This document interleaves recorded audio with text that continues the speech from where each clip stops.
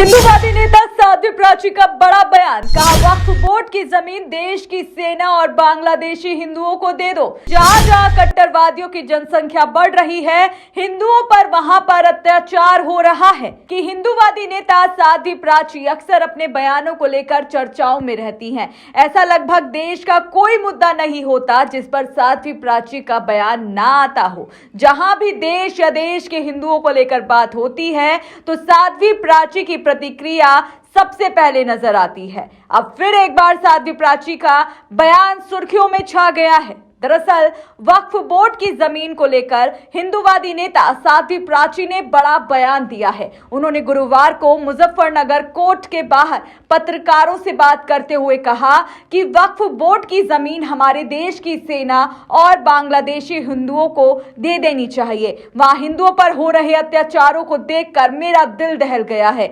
वहां न सिर्फ मंदिरों को तोड़ा जा रहा है बल्कि बेरहमी से पीटा भी जा रहा है, उनकी हत्या भी की जा रही है। हिंदू बहन बेटियों के साथ सरेआम अत्याचार, बलात्कार किया जा रहा है। हालात काफी बुरे हैं वहां पर। इसी बीच पीएम हसीना को देश में शरण लेनी पड़ रही है। जहां जहां कट्टरवादियों की जनसंख्या बढ़ रही है, हिंदुओं पर वहां अत्याचार हो रहा है। जी हां, उन्होंने कहा कि बांग्लादेश में हिंदुओं के ऊपर जो घटना घट रही है, इस समय सभी भाईचारा गैंग चुप्पी साधे हुए हैं, जो कि सबसे पहले बोलते हुए नजर आते हैं। जहां जहां जनसंख्या कट्टरवादियों की बढ़ रही है, वहां वहां यही हालात नजर आ रहे हैं। इसी बीच साध्वी प्राची ने वक्फ बोर्ड की जो जमीन है उसे हिंदुओं की सेना को और बांग्लादेश में जो हिंदुओं के साथ अत्याचार हो रहा है उन्हें देने के लिए कहा है। बांग्लादेश में जो हिंदुओं पर अत्याचार हो रहा है उन्हें वक्फ बोर्ड की जमीन दे देनी चाहिए। वहां पर जो अत्याचार और दुराचार बेटियों के साथ हो रहा है, नन्हे नन्हे दूध पीते बच्चों को जो उठाकर पटक रहे हैं, यह अमानवीय घटना को सहन नहीं हो पा रहा है।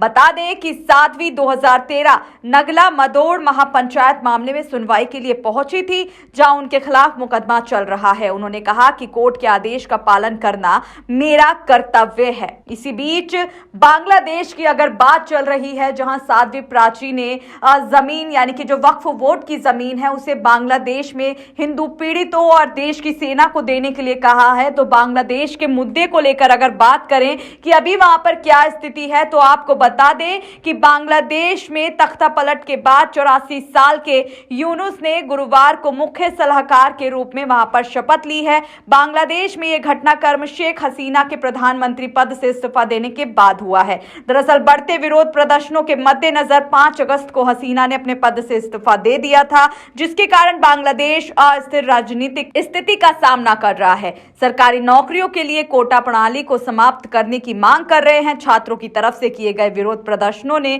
सरकार विरोधी प्रदर्शनों का रूप ले लिया है और वह हिंदुओं के साथ अत्याचार हो रहा है, जिसको लेकर साध्वी प्राची का यह बयान सामने आया है। इसी बीच ऐसा नहीं है कि साध्वी प्राची का पहली बार कोई बयान आया हो। नेम प्लेट मुद्दे पर भी साध्वी प्राची का काफी बड़ा बयान आया था। जी हां, साध्वी प्राची के बयान की बात करें तो ये पहली बार नहीं है जब साध्वी प्राची ने खुलेआम धर्म संबंधित बयान दिया है। इससे पहले उन्होंने नेम प्लेट मुद्दे पर ही अपनी बात रखी थी। उन्होंने यहां तक कह दिया था कि दूसरे समुदाय के लोग हिंदुओं के नाम से ढाबे, होटल, रेस्टोरेंट चला सकते हैं, लेकिन अपना नाम नहीं ले सकते। अगर उन्हें ऐसा ही करना है तो वो हिंदू धर्म अपना ले, हम उनका स्वागत करेंगे। बता दें कि यूपी सरकार ने सावन के पवित्र महीने में पूरे राज्य में कांवड़ यात्रा के दौरान रास्ते में मौजूद दुकानों के मालिकों को नेम प्लेट रखने का निर्देश जारी किया था। इसको लेकर कई विपक्षी नेताओं ने सवाल भी खड़े किए थे और योगी आदित्यनाथ पर निशाना भी साधा था। हालांकि बाद में सुप्रीम कोर्ट ने आदेश पर रोक लगा दी। तो आप बताइए, आप कितना सहमत है साध्वी प्राची के इस बयान से? जिस तरीके से उन्होंने कहा है